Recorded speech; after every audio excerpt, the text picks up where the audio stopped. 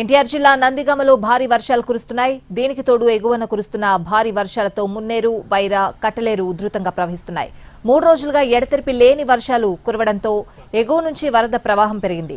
కంచుకచెర్ల మండలం కీసర బ్రిడ్జ్ వద్ద వరద ఉధృతి పెరిగింది. ఈ వరద మొత్తం కృష్ణానదిలోకి చేరుతోంది. నందిగామ మండలం దాములూరు కూడలి వద్ద రాకపోకలకు అంతరాయం ఏర్పడింది.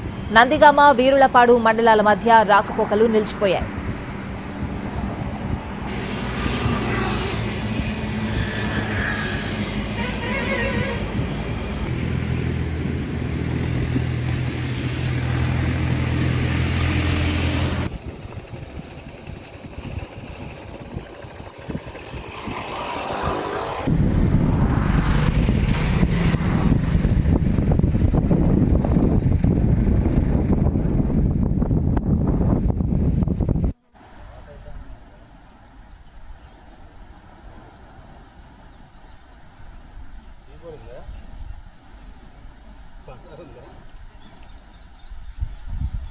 Jimmy